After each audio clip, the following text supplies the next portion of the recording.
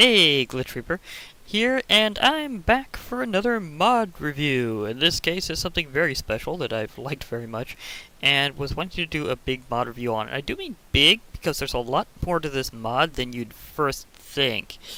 And it has expanded and will continue to expand, so I might wind up doing an update video. This is Ender Utilities, and one thing that really inspired me to do this is a couple of friends were wanting various things, and it turns out they were all in this mod, and I kept mentioning it, and so then I'm going, well, maybe I'll just teach you guys how to use it at some point, so I decided why not just do it with a mod review. I mean, why not? So, okay. Anyhow, this is going to be probably a multi-part review, because you can see there's an interesting build involved, and that tends to give you a bit of a clue that there's going to be a bit more to it than average, and of course I may have to expand on a few things later. So I will probably be doing this in multiple parts. Although we'll see how much I can get done in this run. Now, the thing is, first of all, although this doesn't add anything to TerrainGen, it does have several intermediate parts that you have to be concerned about for special materials. It also adds something additionally unique, well, almost, kind of. It's pretty rare in mods, actually, and that is modularity.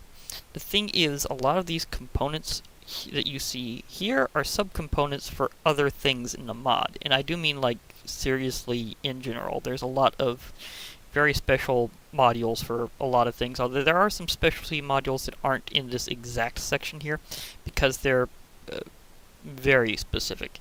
And I'm literally staring at one of them. That's the reason why.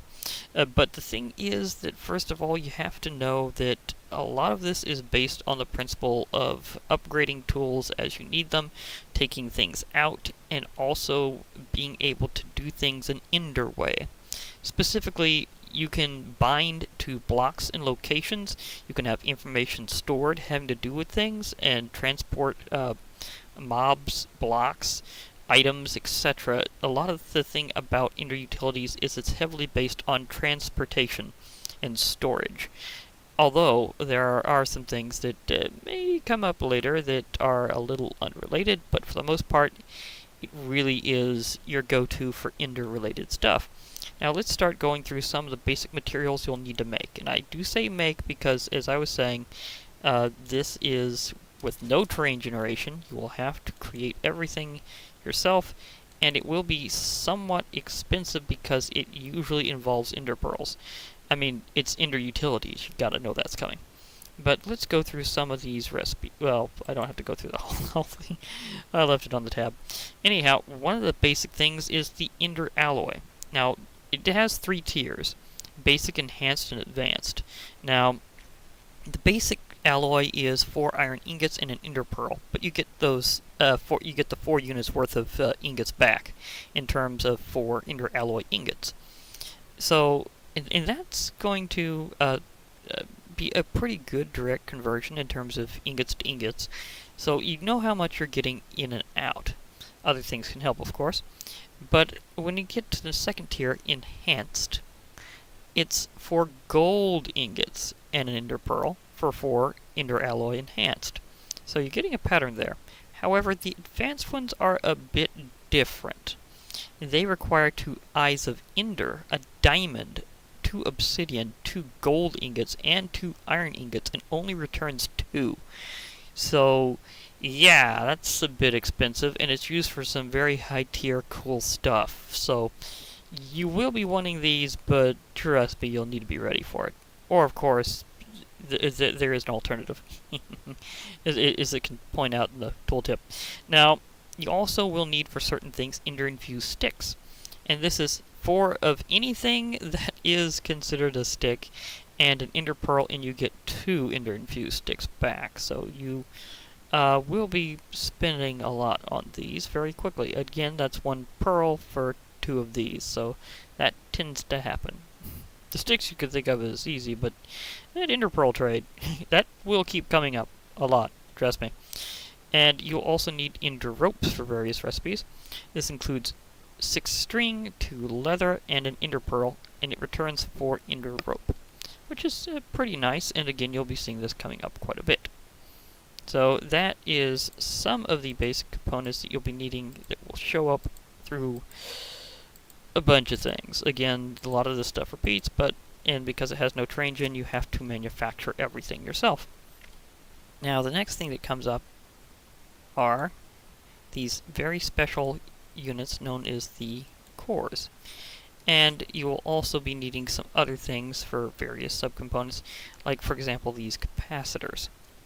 Now, capacitors are what you use to obtain, well, it's not really obtaining energy, it's stockpiling it. Now, these are what the activated forms look like whenever they're either activated or fully charged.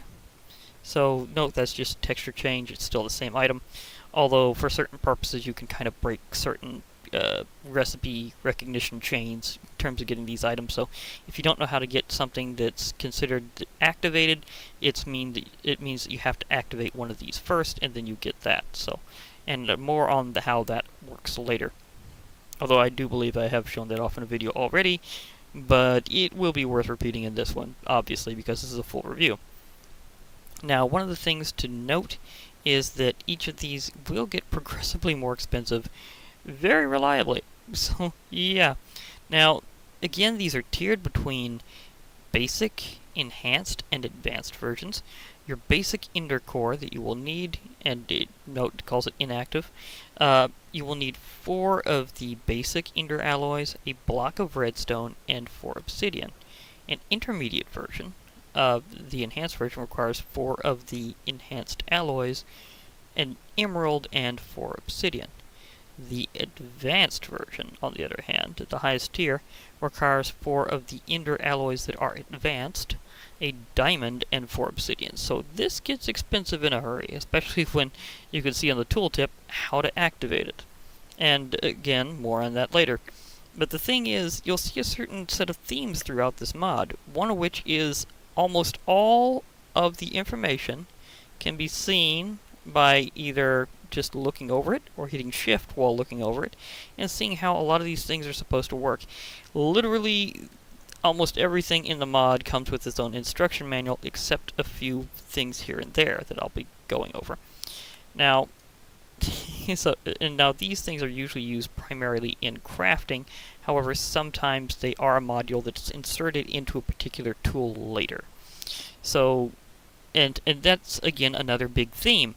One of which is instruction manual for everything. Another which will be the fact that these things are modular, so these will be subcomponents you'll be using quite a bit. And another which is actually something that I may have to set in the mid section of this or so, and that is key bindings. Because key bindings, it has key binding combinations, at least one of which is kind of unique and hard set, but it's contradicted by pretty much nothing I know of, so that's not a problem. Now, let's move on to some of the other subcomponents you'll be needing. One of which is the capacitors. The lowest grade version, and you'll see this thing about charge here, and you'll see how the tier really does make it worth it really fast. Because the basic version holds 10,000 units, the intermediate version holds 100,000, and the highest holds 500,000. And the process to charge these I'll go over later, and it involves a lot of ender pearls and or eyes of ender, so charging these things will be expensive, but worth it. Capacitors are always placed inside items. They're very rarely used in a crafting recipe except to get to higher tiers, but there may be 1 or 2 things that uses these as an actual recipe. But for the most part, they go in the item so that it can hold a charge. This uses its own energy system. It is not based on RF. That is not compatible. So, and neither are various other energies in Minecraft. It really is just its own thing. Now, for your basic capacitor, you will be needing 4 of the basic alloy, 1 redstone dust, a couple of obsidian, and an ender pearl. The intermediate enhanced version requires 3 of the enhanced alloy, an emerald, an ender pearl, and 2 obsidian. And for the advanced model, you'll be needing 3 of the advanced alloy, a diamond, a couple of obsidian, and an ender pearl. So remember these things as you go on, is that they can get progressively expensive, but when it comes to capacitors, there's no reason why not to go for the highest version. Now, when it comes to ender cores, because they're used in crafting a lot too, you will need them very specifically at those tiers, not necessarily just jumping upwards. So that's a very big deal. Now, there are certain kinds of memory cards that have to do this. And this is because certain things store information or relay certain types of information within the block or other tool, so they kind of expand how much something can store or how good it can, and sometimes with miscellaneous data. So again, this comes to modules, and I'm kind of bringing this in because the themes of modules will be around a lot. Now, I will go through these various memory cards, as they are said, and some of these other modules. And this is a different kind of thing, although I'll go over that in a moment, because these memory cards are kind of going to be in several things throughout the mod. Now, we have these memory cards here, and you may notice that they have numbers on them. Well, the tier does actually help, although there's at least one thing that only accepts the smallest. But for the rest, you can pretty much go to the highest one that you really would care to use. And they do get progressively more expensive, as you'd expect. Now, the smallest card, again, these memory cards are modules that will show up a lot, so I'm introducing them now for that reason. I can't emphasize that enough. The smallest memory card, well, that's interesting. I forgot you could backcraft them. Anyhow, the smallest Inter-Utilities memory card uses 4 of those basic alloys, a couple of chests, and a golden ingot. So, and you will get 2 of these returned to you.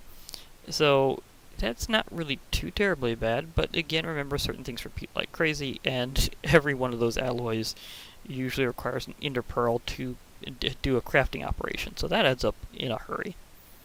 Now, we also have the next one, which, this is where things start getting interesting. You're not having to do a different recipe per se. You're doing it by tiers of adding up the others and binding them together. In this case, you are taking 4 of the lowest tier memory card, the one that's the 6B, and using a couple of slime balls, and you get one that's version of 8B. Still not sure if those are 8 bytes, bits, or just its own unit of information. It's just one of those things that it doesn't well, it is saying it is bits, but the thing is that it's kind of a little different than that, because the way it stores information means you can get a lot of items that relate to it per stack area that it corresponds to, and again, more on that later, but these memory cards are pretty basic, so I'm showing them off now. And now let's go up to the next tier, and you can see this pattern repeats. It takes 4 of the previous tier and a couple of slime balls to get to the next one.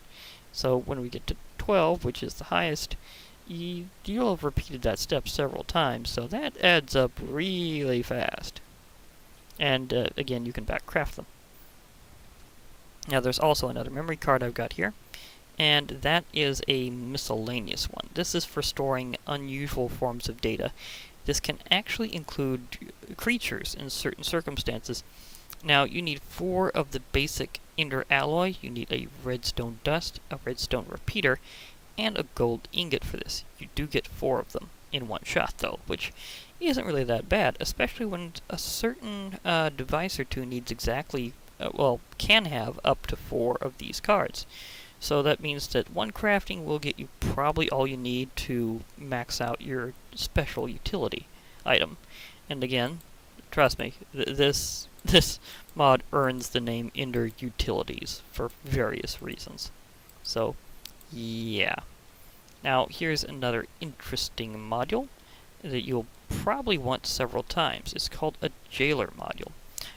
What this does is whenever a creature is transported, captured, or moved for any reason with one of the later tools, you will find out this thing is super handy, because what will happen is as it passes through that particular tool in any way, it comes out tagged as permanent.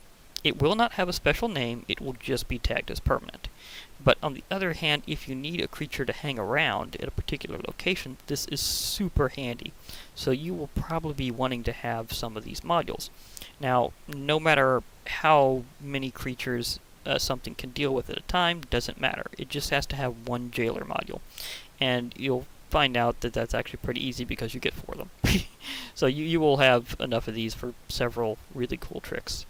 It will take 4 of the basic ender alloy and 4 iron bars to get 4 of these. So it's not really that bad, although you do need to, of course, remember that these always will take an ender pearl for 4 of them. So if you're doing this without assistance of other mods, good luck with that. Okay.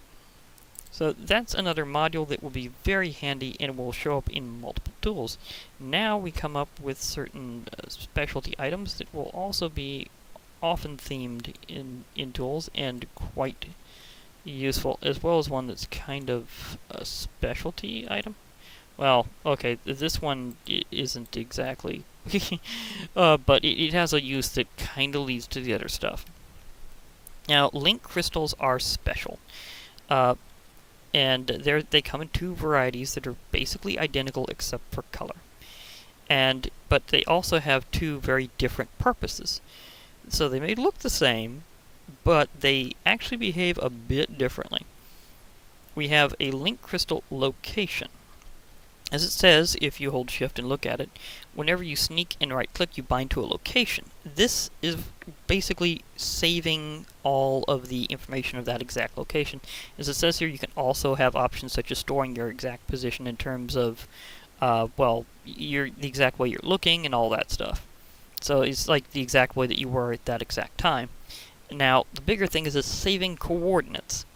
And you can rename one of these in an anvil, and that's something that is very special, because if it's inside a tool and you're using the special keys to switch modes, or rather between these crystals that are on the inside as their modules, you'll notice that it will, as the tool goes around, it will actually show you the different names. So it's very handy that you name these like it says before you insert them into something, because they will in fact actually tell you what you're linking to in terms of location.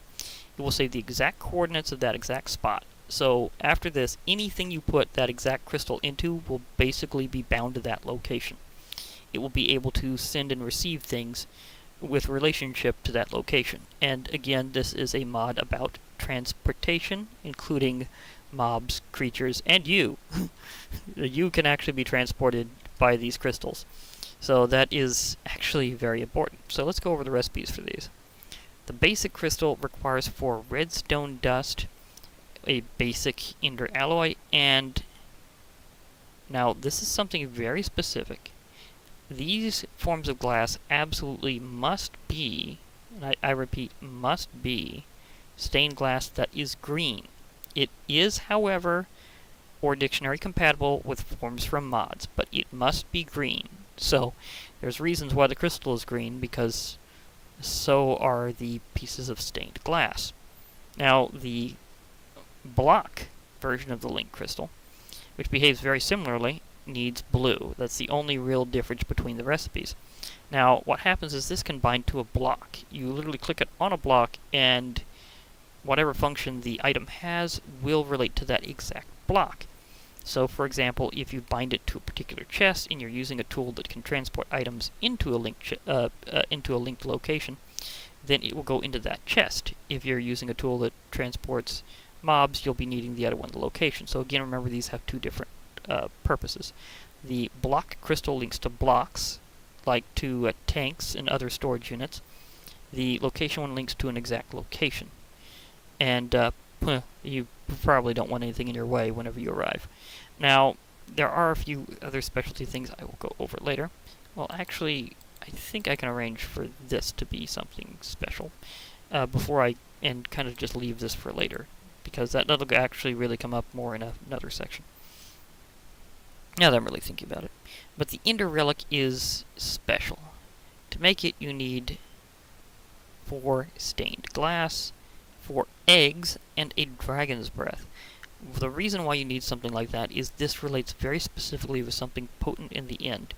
You're trying to spawn a new ender crystal, and you do it on tops of blocks that are either obsidian or, well, it's not actually quite as useful as the new vanilla ender crystal, actually, in the way it can be placed. This is primarily used in very specific situations to kind of put a new one on top of the pillars. You can create your own pillar as long as it meets the prerequisites, which are in fact on the tooltip if you hold shift.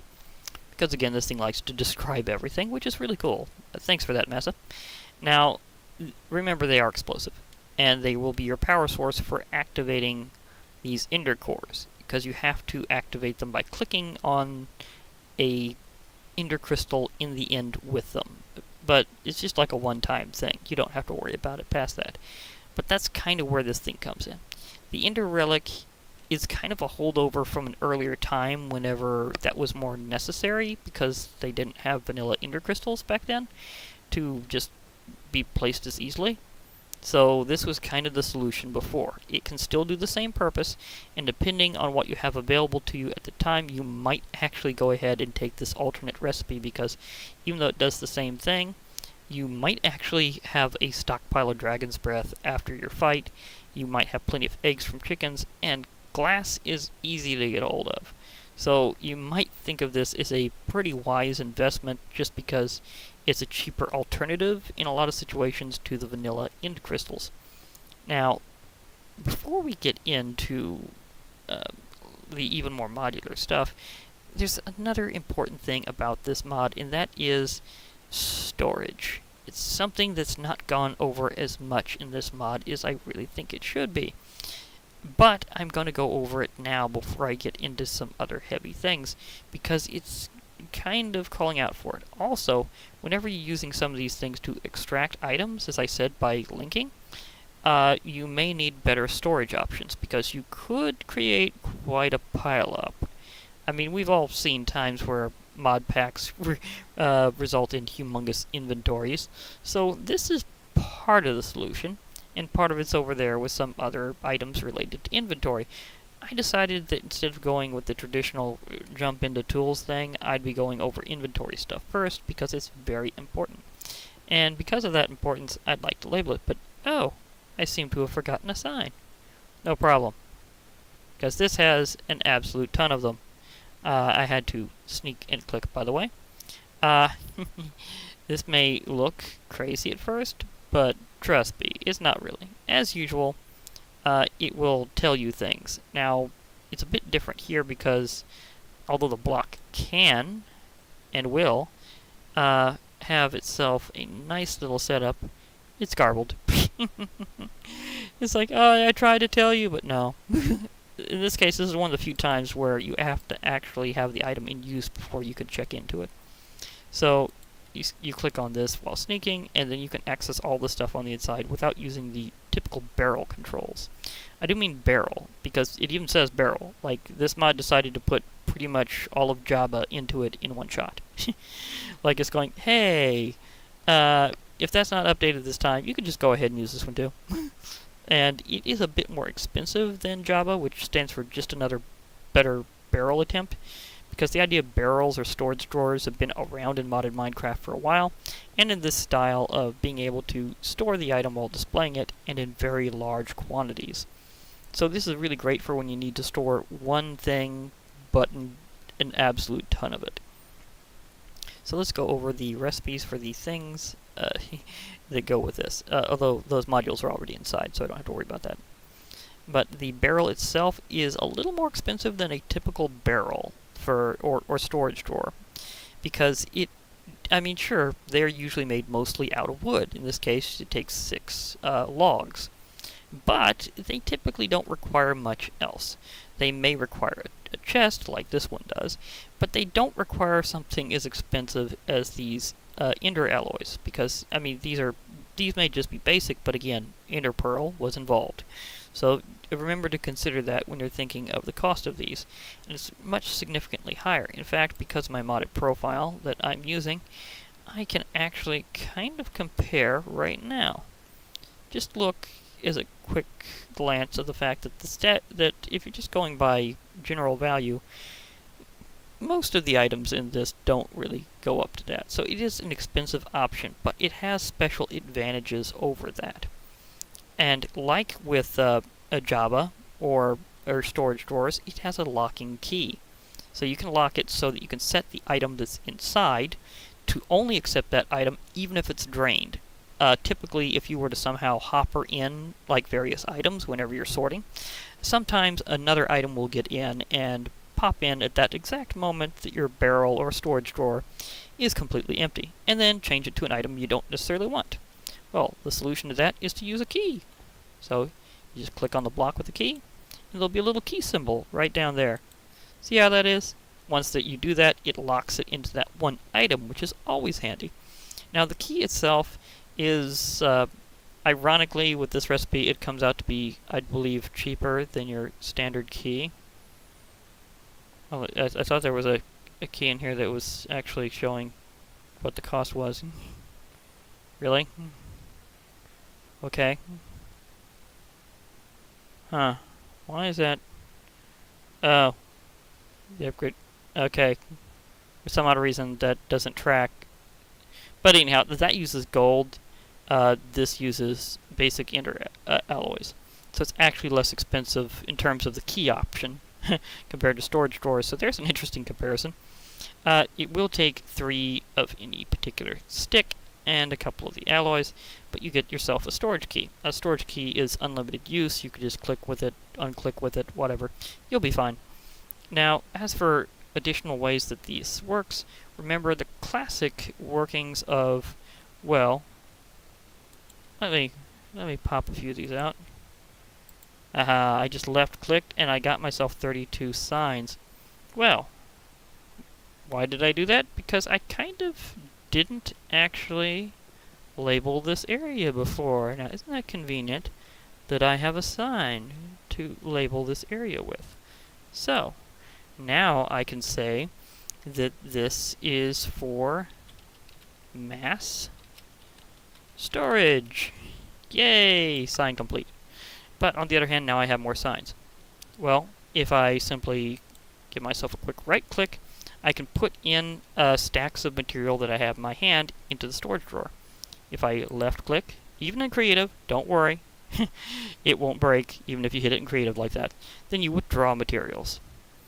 So it's pretty quick to do if you just want a lot of something in and out really fast. But it has to be that one thing because, again, they can only store a lot of one thing at a time. Now you may have noticed that it has an absurd stack size in here. That's because I was trying to test how much this could hold, and this isn't even anywhere close. I literally have over 6,000 signs in here. And it's showing how much of that one thing you have stacked. And it stores stacks upon stacks upon stacks in one stack. So you're having one slot, not a problem. It can still put thousands of things in there. So this is good for absolute mass storage. And again, why this barrel is so cool. Now, the thing is, how do you get that much? Well, there are some additional upgrades, as you can see in here. We have the structural upgrade. And over here, it will remind you what everything does, saying, oh, by the way, you can use these items. Again, this mod comes with a lot of lore attached to it directly, which is really handy. But whenever you give it a barrel structural upgrade, you can keep contents when broken, meaning that if you were to actually try to mine it with in certain ways, like say gradually moving your cursor over so it doesn't count as a left click the normal way, and then you can break it. But with that, it will also be able to make it able to do that in survival and keep all of its contents. Right now it has an absurd level of contents. Well, let's try that part out, shall we? The structural upgrade means that it's basically kind of like, I'd say, a strong box or a shulker box for one item. So, let's do this. Now it says I need a pickaxe. Forgot that part. Oh well, I guess I can just grab myself a new one. It's no big deal. And let's see what level of pickaxe it requires. because I do believe that an iron one can handle it, and that is pretty typical. So let's just see real quickly here if iron works, because I don't necessarily want to have to get into the other tools ahead of time, because I'm not really trying to go that way. And yes, even though it requires, well, wood to make it mostly, it does have a little bit of iron because of the alloys. Now remember, if you do that without sweeping, you will kind of remove the items instead. So I have to kind of do a running start. Do that. Now, it has all those signs in it. I haven't filled my inventory with 7,000 signs. Well, 6,000 some odd anyhow. But that's because it had that upgrade. So, it now has all those signs still in it. And I just put the ones in that happened because I swept into it. But yeah, that stuff happens. And again, I can check in this way. Now, that is again for the barrel structural upgrade. Making this thing requires 4 obsidian, 4 iron bars, and hey, look! I told you those things would be ingredients, right? Well, here is one. This requires an intercore enhanced. And note, it's not cycling between them because it's only one version that really counts. So you will be needing an enhanced version just for this item. But it makes it, again, basically a kind of portable storage as well. So it's better than a regular barrel, or even a better barrel, or for that matter, any kind of storage drawer I've seen, because you can make this portable. So if you've ever wanted to keep literally those thousands of cobblestone or netherrack that you mine up whenever you're doing serious tunneling runs, here's your solution. You can literally take it all with you. And once it's locked, that lock status stays for that item, even if it's in your inventory. Now, even if you've taken this up as an item itself, it still remembers that it's locked to that particular item, in addition to having all of its upgrades, and, of course, storing thousands of one item. So, this is still ridiculously good. Now, these barrel labels are mostly decorative, which is why they're actually a bit cheaper for this mod. It takes 8 sticks and an ender alloy basic. For each one that you have, you can basically display the item on another side of the block. So I have 5 of those upgrades in there, so it can also show it up on the bottom. And if I put in another one, it would also show it up on the top, which is kind of interesting. It's not entirely necessary, but it's just kind of a fun little thing to do. Now, the other thing is the barrel capacity upgrade. This is where I got a ridiculous amount of these signs, and I haven't even maxed it out, because that's just one upgrade. It says it can handle a lot of these. It says each barrel capacity upgrade adds 256 stacks of capacity. Those aren't just items, those are stacks. So that's 256 times 64. So you do the math. It's going to be ridiculous. So, yeah. That's a lot of things.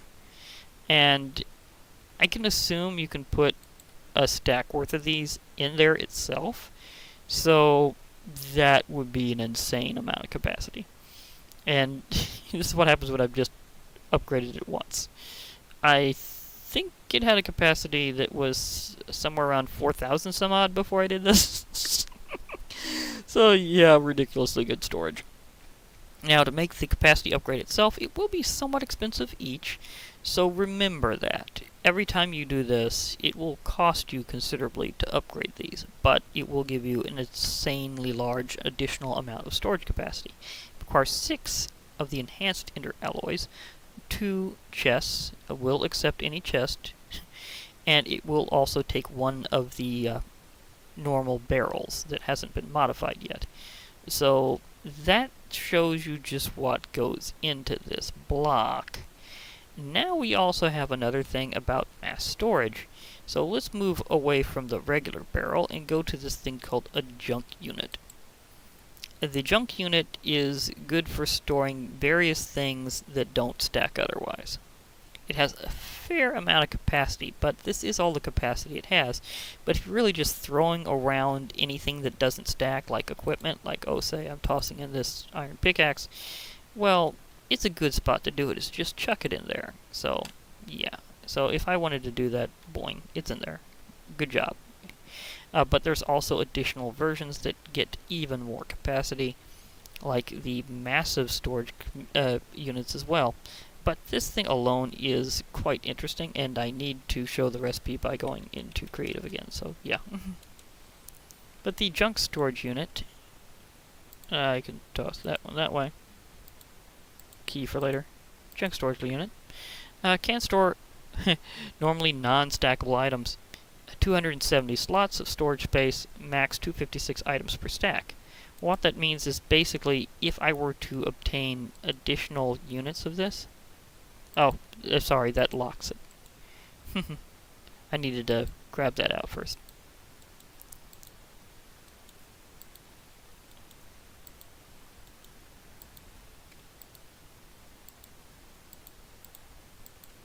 Note how they actually are going into the same slot. They don't normally stack. It's one of the things that makes this really cool.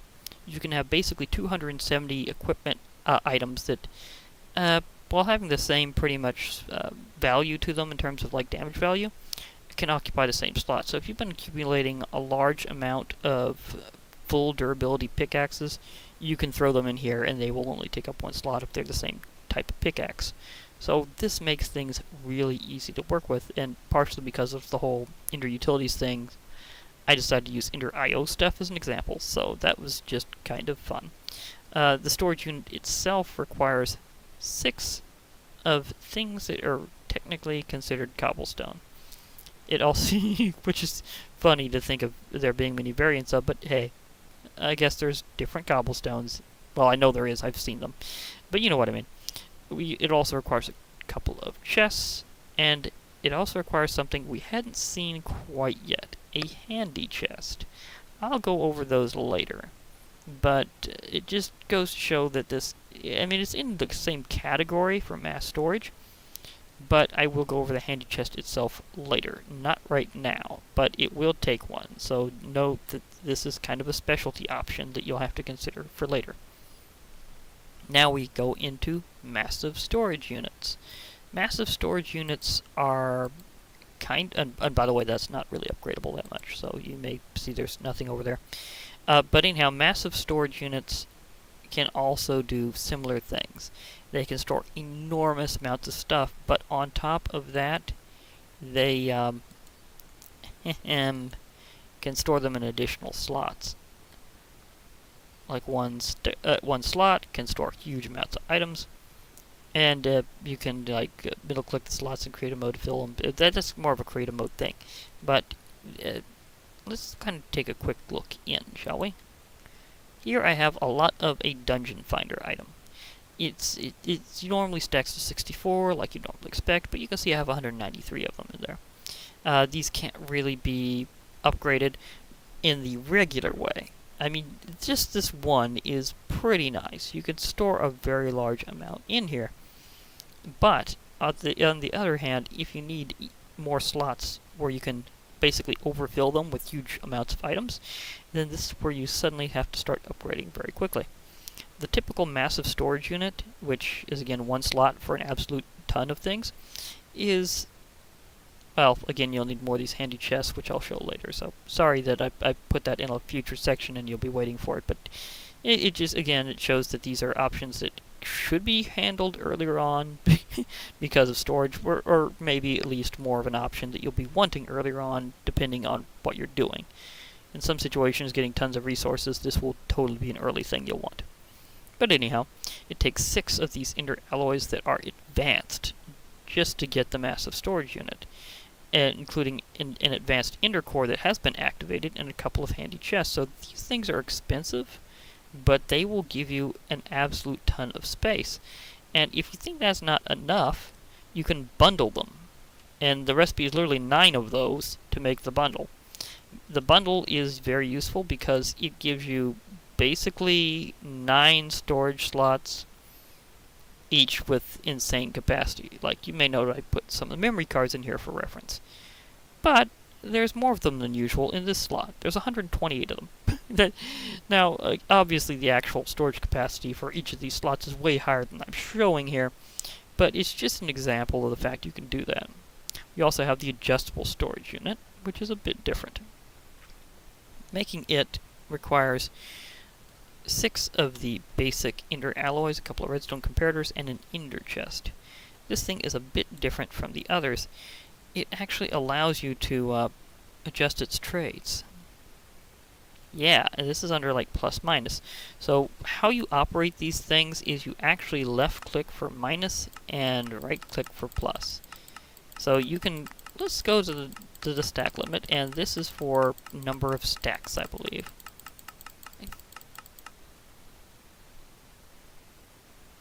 Or is it just for the stack size? Either way, it's for a lot of things.